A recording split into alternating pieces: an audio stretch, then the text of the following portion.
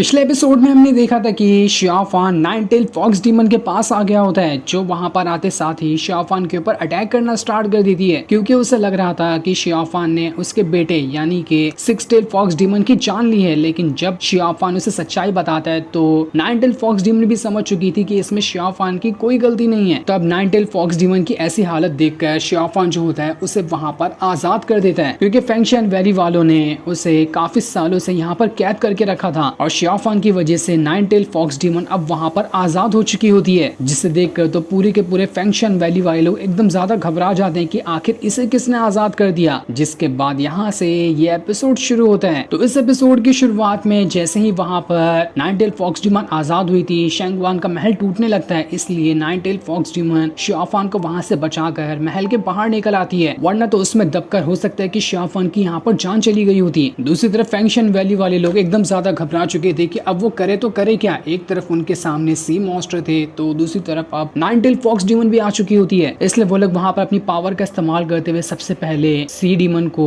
मारने की कोशिश कर रहे होते हैं, जहां उन्होंने उसके ऊपर आग की बारिश कर दी थी ताकि सारे के सारे सी मॉन्स्टर वहां पर खत्म हो जाए। लेकिन फिर भी सी डीमन यहाँ पर काफी ज्यादा पावरफुल दिखाई दे रहे थे। तब जाकर फेंगशियन वैली का जो वो सीनियर होता है उसने वहां पर अपनी स्वॉर्ड का इस्तेमाल किया था। जैसे वो स्वॉर्ड अपनी जमीन पे मारता है, पूरी की पूरी जगह वहां पर तहस नहस होने लगती है। जिसके बाद उस सीनियर ने वहां पर अपने पाइथन को भी बुला लिया था ताकि उसका इस्तेमाल करते हुए वो सारे के सारे सी मॉन्स्टर का खेल यहाँ पर खत्म कर दे। तब वो जो पाइथन होता है देखते ही देखते वहां पर जितने भी सी मॉन्स्टर होते हैं उन सभी को एक एक करते हुए खाते जा रहा था। कोई भी सी मॉन्स्टर वहां पर उस पाइथन का मुकाबला नहीं कर पा रहा होता है, क्योंकि वो बहुत ही ज्यादा खतरनाक दिखाई दे रहा था। वहीं चेन भी वहां पर अपनी स्वॉर्ड टेक्निक का इस्तेमाल कर लेता है, जहां उसने अपनी मल्टीपल स्वॉर्ड टेक्निक का इस्तेमाल किया था और उसका इस्तेमाल करते हुए वो सारे के सारे सी मॉन्स्टर को मार रहा होता है। लेकिन सी मॉन्स्टर यहाँ पर रुकने वाले नहीं थे। वो लोग यहाँ पर अपनी जान की बाजी लगा रहे होते हैं कि चले आज हम यहाँ पर मर ही क्यों ना जाए, हम तो यहाँ पर फेंगशियन वैली वालों को नहीं छोड़ेंगे। देखते ही देखते वहाँ पर फेंगशियन वैली वालों ने अपने स्पिरिचुअल बर्ड को भी वहाँ पर बुला लिया था, जो वहाँ पर आते साथ ही आग की बारिश करना शुरू कर देते हैं। वो आग की बारिश इतनी खतरनाक थी कि जो भी सी मॉन्स्टर उसके लपेटे में आता वो वहीं पर मारा जा रहा होता है। देखते ही देखते सी मॉन्स्टर की वहाँ पर तादाद बहुत ज्यादा कम हो चुकी थी। ऐसा लग रहा था कि वो लोग अब यहाँ पर खत्म होने के कगार पे आ चुके हैं, इसलिए जो बचे कुछ सी मॉन्स्टर थे वो इधर उधर अपनी जान बचा के भागना शुरू कर देते हैं। लेकिन सीनियर और बाकी सारे डिसाइपल मिलकर उन लोगों को वहां से भागने ही नहीं देते। दूसरी तरफ शियाफान इसी तबाही से होकर वहां से दूर भाग रहा होता है ताकि वो थोड़ी दूर आकर इस तबाही से बच सके। तब उसे एक जंगल दिखाई देता है जहाँ पर सब कुछ शांत था, इसलिए शियाफान वहां से उसी जंगल में आ जाता है। उसी के पीछे वहां पर नाइन टेल फॉक्स डीमन भी आ चुकी थी। नाइन टेल फॉक्स डीमन के सामने तो शियाफान बिल्कुल चूंटी जैसा दिखाई दे रहा था, लेकिन अब वहां पर जो नाइन टेल फॉक्स डीमन होती है वो अपने ह्यूमन फिगर में आने की कोशिश कर रही थी ताकि वो खुद को भी एक ह्यूमन बना सके, जिसके बाद वो आसानी के साथ इधर उधर जा पाएगी। जैसे जैसे वो खुद को ह्यूमन बना रही होती है, शियाफान तो बस उसे देखे ही जा रहा था। पूरी की पूरी जगह पर नाइन टेल फॉक्स डीमन जो होती है उसका ऑरा फैल चुका था। उस ऑरे के अंदर वो पूरी तरह से गायब हो चुकी थी, कोई उसे देख तक नहीं पा रहा होता है। और उसी ऑरा के अंदर वो खुद को ह्यूमन बनाने की कोशिश कर रही थी, क्योंकि जब से वो कैद थी तब से वो खुद को ह्यूमन नहीं बना पाई थी, और अब जाकर उसे मौका मिल रहा है वापस से खुद को ह्यूमन फॉर्म में लाने का। तब शियाफान जो होता है वो खुद भी वहां से अपनी नजर से हटा लेता है ताकि वो देख न सके कि किस तरह से यहाँ पर वो ह्यूमन फॉर्म में आ रही है। और जब वहाँ पर नाइन टेल फॉक्स डीमन अपने ह्यूमन फॉर्म में आती वो बहुत ही ज्यादा सुंदर दिखाई दे रही थी। शियाफान अपना जो ऊपर से उसने जैकेट पहना होता है उसे निकाल कर सीधा नाइन टेल फॉक्स डीमन को दे देता है, क्योंकि जब वो ह्यूमन फॉर्म में आई थी तो उसके पास कोई भी कपड़े नहीं थे। इसलिए नाइन टेल फॉक्स डीमन वहाँ पर उसका शुक्रिया करते हुए उसका जैकेट ले लेती है और जैकेट पहनने के बाद वो शियाफान से कहती है अब तुम पीछे मुड़ सकते हो। शियाफान जैसे उसे देखता है वो तो वहाँ पर उसे देखते ही रह जाता है। उसके बाद तो शियाफान का जो बंदा था वो भी भागते हुए नाइन टेल फॉक्स डीमन के पास आता है ताकि देख सके कि क्या सच में ये वही फॉक्स डीमन है, ये इतनी ज्यादा सुंदर कैसे बन गई। इसलिए फॉक्स डीमन जो होती है वो भी शियाफान के बंदर को अपने हाथ में उठा लेती है और उससे कह रही होती है मैं तुम्हें भी थैंक यू कहना चाहती हूँ, तुमने भी शियाफान के साथ मिलकर मेरी काफी मदद की है, तुम दोनों की वजह से ही आज मैं यहाँ पर कई 100 साल बाद आजाद हो चुकी हूँ। शियाफान वहाँ पर वो सारी चीजें सोच रहा होता है जो उसने शेंगवान का जो महल था उसकी दीवारों पर देखा था, वही स्केचेस वगैरह जिसके अंदर किसी तरह के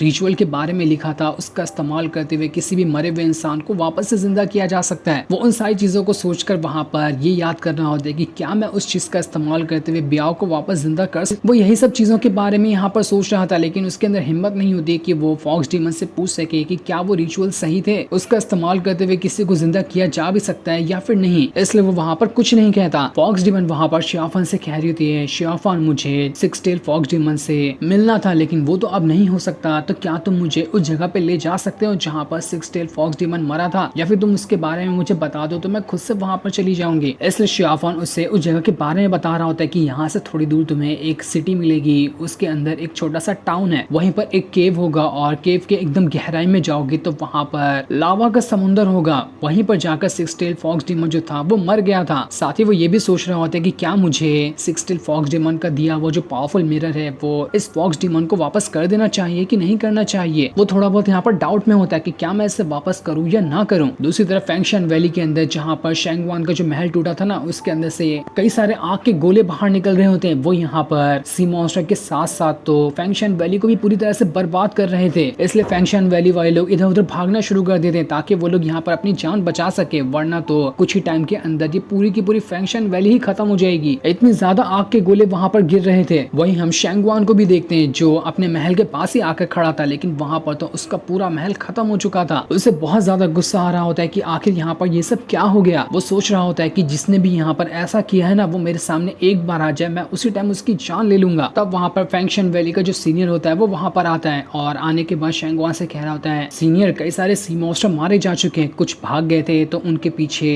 वो फीमेल डिसाइबल गई है जो हमारे सेट की एक खास डिसाइबल है, हमने उसे लगा दिया है ताकि वो बचे हुए सी मॉन्स्टर की जान ले सके। लेकिन ये सुनकर शेंगवान कह रहा होता है, तुम्हें पता है तुमने यान होंग नाम की लड़की को भेजा है ना, मुझे उस लड़की पे पहले से डाउट लग रहा था कि शायद हो सकता है कि वो पिंगर के कंट्रोल में होगी, क्योंकि मैंने उसे देखा था जब वो सी मॉन्स्टर के साथ फाइट कर रही थी तो उसके पास उसकी कल्टीवेशन पावर जितनी होनी चाहिए थी उससे ज्यादा मैंने देखी थी, जिसका मतलब साफ था कि जरूर कोई ना कोई उसे कंट्रोल कर रहा था, या फिर हो सकता है कि पिंगर वो खुद ही हो जो अपना रूप बदल के यहाँ पर आई हो। लेकिन छोड़ो अभी ये सारी बात, मुझे अभी कुछ और भी बहुत जरूरी काम है, मुझे किसी और चीज का पता लगाना है, इसलिए मैं अब यहाँ से वैली मास्टर के पास जा रहा हूँ ताकि उससे कुछ बात कर सकूं। और इतना कहने के बाद वो वहां से चला जाता है। दूसरी तरफ हम एक किसी मिस्टीरियस बंदे को देखते हैं जो कि ह्यूमन कम डीमन ज्यादा दिखाई दे रहा था। उसके अंदर से काफी अजीब सा मिस्टीरियस ऑरा बाहर निकल रहा होता है। वो कह रहा था शेंगवान का तो यहाँ पर फॉर्मेशन टूट गया और देखो नाइन टेल फॉक्स डीमन भी आजाद हो चुकी है और अब यहाँ पर पूरी फैंक्शन वैली भी बर्बाद हो रही है। देखता हूँ मैं कि आखिर तुम्हारा अगला प्लान क्या होने वाला है। देखते ही देखते तुम्हारे सारे के सारे प्लान यहाँ पर बर्बाद होते जा रहे हैं। पर ये मिस्टीरियस बंदा था कौन और ये असल में चाहता क्या है, इसके बारे में हमें अभी कुछ भी नहीं बताया जाता। दूसरी तरफ शियाफान ने वो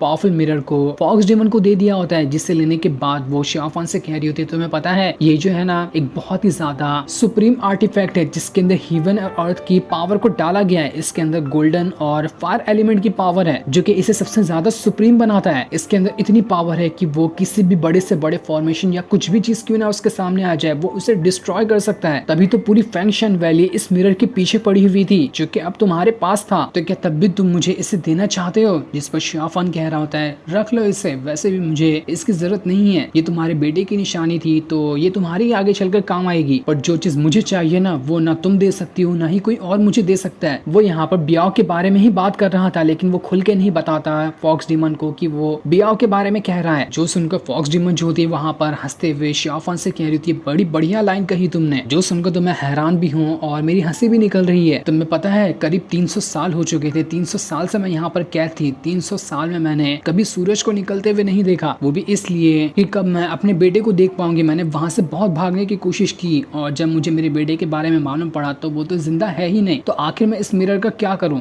रख लो तुम ही इसे, उसने आखिरी बार इसे तुम्हें दिया था तो तुम ही इसे रख लो, मुझे नहीं चाहिए ये। शियाफान उससे कहता है, तुम 300 साल तक के यहाँ पर कैद थी तो तुम क्या इसका बदला नहीं लोगी फैंक्शन वैली वालों से। जिस पर फॉक्स डीमन कह रही होती है, बात तो तुम सही कह रहे हो, लेकिन जब मैं बाहर निकल कर आई हूँ ना इस दुनिया को देख कर, तो मुझे पता चला कि मैंने 300 साल बस इस पावरफुल मिरर के पीछे ही गुजार दिए, इसके इंतजार में, जो चीज कभी हो ही नहीं सकती, मैं अपने बेटे को कभी दोबारा वापस नहीं हासिल कर पाऊंगी। इसलिए मैंने डिसाइड किया है कि जो जिंदगी अब मुझे यहाँ पर मिली है मैं उसी में खुश रहूं और खुद को इसमें ढालने की कोशिश करूं। मेरे पास कुछ सुनहरी यादें हैं अपने बेटे के लिए जिन्हें मैं याद करते हुए अपने आगे की जिंदगी गुजार सकती हूँ। दूसरी तरफ शेंगवान वैली मास्टर के पास आता है, जहाँ पर आने के बाद तो वैली मास्टर भी उससे कह रहा था, अरे शेंगवान तुम इतने घबराए हुए क्यों हो। जिस पर शेंगवान कहता है, उन मॉन्स्टर को जिसने भी भड़काया है ना वो असल में पिंगर थी, उसी ने यहाँ पर मॉन्स्टर के लीडर को मार दिया, इस वजह से सभी भड़क चुके थे, लेकिन पिंगर भाग चुकी है, हम उसे नहीं पकड़ पाए। जिस पर वैली मास्टर कह रहा होता है, देखो वो भाग गई तो अभी उसका मैटर साइड करो, क्या उन सी मॉन्स्टर को इस बारे में पता चला कि हम यहाँ पर असल में क्या कर रहे थे, उन्हें हमारे असली प्लान के बारे में खबर तो नहीं लग गई है ना। जिस जिस पर शेंगवान कह रहा होता है जहाँ तक कि मुझे लगता है कि शायद नहीं, उन्हें अभी तक की कोई खबर नहीं लगी होगी, लेकिन आखिर वो इंसान कौन था जिसने फॉक्स डीमन को आजाद किया? तुम तो कह रहे हो कि पिंगर भाग चुकी है, तो जब वो भाग गई तो फॉक्स डीमन कैसे आजाद हुई? जिस पे शेंगवान कह रहा होता है मुझे लगता है कि वो पावरफुल मिरर ना किसी और बंदे के पास होगा, उसी ने जाकर उस फॉक्स डीमन को आजाद किया है। पिंगर और वो हो सकता है कि आपस में मिले हुए हो और उन दोनों का ही ये प्लान रहा होगा। जो सुनकर वैली मास्टर कह रहा था अब ये सारा मैटर मैंने तुम्हारे हाथ में ही सौंप दिया है, चाहे 100 गलत इंसान या निर्दोष इंसान को मार डालो, मुझे इससे फर्क नहीं पड़ता, लेकिन असल में जिसने ये किया है उसे